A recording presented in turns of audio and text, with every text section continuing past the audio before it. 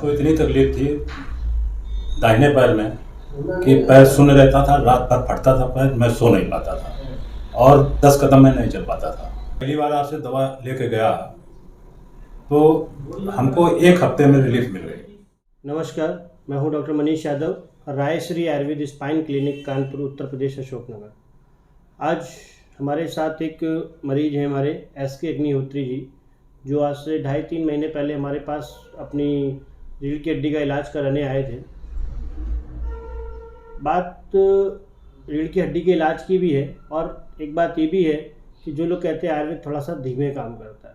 बाबूजी ने इससे पहले शायद कभी आयुर्वेद यूज़ नहीं किया था? नहीं किया था। अब हम आज बाबूजी से जानेंगे, फिर हम इनकी MRI भी दिखाएंगे कि बाबूजी को पहले क्या तकलीफ़ें थी और अभी कैसे हैं। बाबूजी, आप जब हमारे पास आए तो उससे पहले आपको क्या दिक्कत थी? उससे पहले मुझको इतनी तकलीफ थी दाहिने पैर में कि पैर शून्य रहता था, रात भर फटता था पैर, मैं सो नहीं पाता था और 10 कदम में नहीं चल पाता था।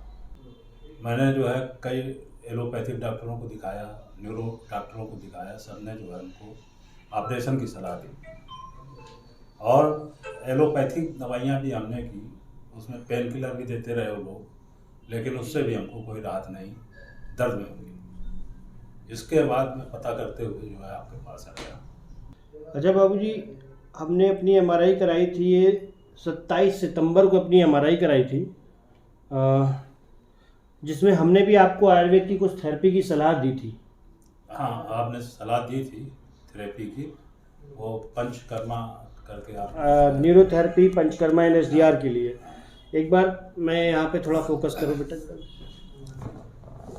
SK अग्निहोत्री जी, 7 सितंबर 2021 की इनकी रिपोर्ट है, जिसमें इनको ग्रेड 1 एंट्रियोलिस्थेसिस है, पार्शियली डेसिकेटेड L5S1, जो कि हमारी L5S1 जो है पार्शियली डेसिकेटेड भी है, साथ में फेसेट जॉइंट आर्थरोसिस भी है, पोस्टरोसेंट्रल डिस्क प्रोट्रूजन भी है और बाइलेटरल जो है थेकल सेकंड इंडेंटेशन भी है। इसके अलावा L4 L5 भी डेसिकेटेड है, यहाँ पे भी फेसेट आर्थरोसिस है और यदि नीचे देखें तो सर्वाइकल में भी C5 और C6 में भी डिस्क हार्निएशन है। मैं यहाँ पे लोगों को बताना चाहूँगा, ऐसे केस में ज़्यादातर डॉक्टर सर्जरी ही रिकमेंड करते हैं और यदि बात मॉडर्न साइंस की जाए तो ऐसे केस में सर्जरी ही एक विकल्प बचता है। और यदि हम आयुर्वेद की बात करें तो जो हम लोग डिस्क रिहेबिलिटेशन के लिए जो थेरेपी का यूज़ करते हैं, नॉन सर्जिकल डिस्क रिहेबिलिटेशन, जो कि हमने पंचकर्मा से ही उसमें से कुछ चीज़ों को विशेष तौर पे यूज़ किया जाता है स्पाइन के लिए, उनको प्रयोग करते हैं और न्यूरोथेरेपी का यूज़ करते हैं, इसके माध्यम से करते हैं। लेकिन बाबूजी के हमने कहा भी था करने के लिए, बाबूजी ने नहीं करवाया। इनका ही समस्या थी, शायद आप लखनऊ जाते हैं ना? हाँ, समय नहीं मिल पाता है। समय नहीं मिल पाता है। तो इस दौरान जो इनकी दवाइयाँ चली, लोगों का कहना रहता है कि भाई आयुर्वेदिक दवाइयाँ चल रही होंगी, तो आयुर्वेदिक दवाइयों में बहुत तरीके की बातें होती हैं। त्रयोदशांग, विष्णुदुक, एकांगवी रस, पंचामृत लौंग, गुल और रसराज रस, जो कि सामान्य तौर पे सभी जगह उपलब्ध है।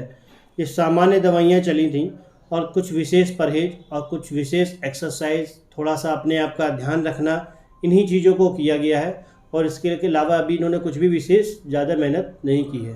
सच्चाई है ये? हाँ।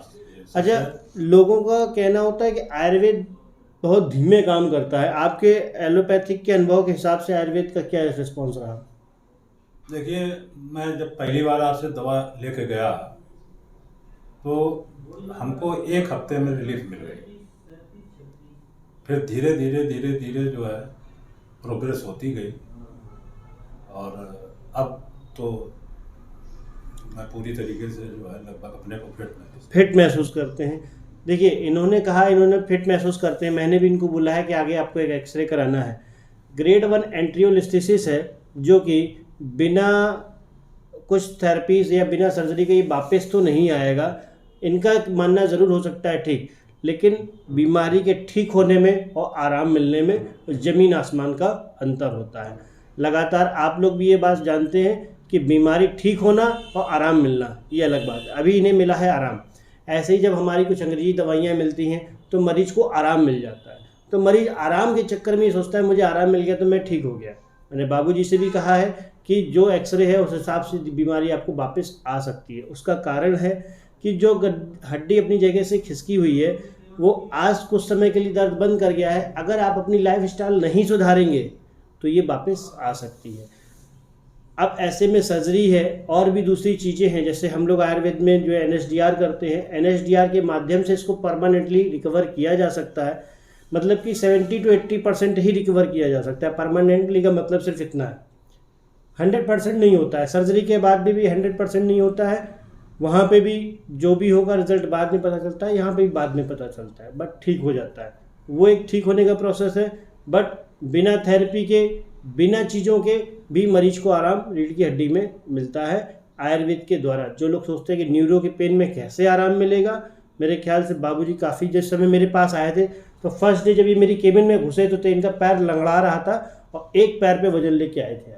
चल नहीं पाते थे, एक पैर के ही सहारे चलते थे, एक पैर के सहारे चलते थे। मुश्किल से बहुत ज़्यादा चलते थे तो 10 कदम बहुत ताकत लगा के चल पाते थे। इसके बाद हमको फिर जो है खड़े होना पड़ता था, फिर जो है 10 कदम चलते थे, क्योंकि इतना ज़्यादा पेन होने लगता था यहाँ पर। आप जनता को क्या कहना चाहेंगे आयुर्वेद में इलाज कराने के लिए, कराना चाहिए या नहीं कराना चाहिए, आपका अनुभव क्या है?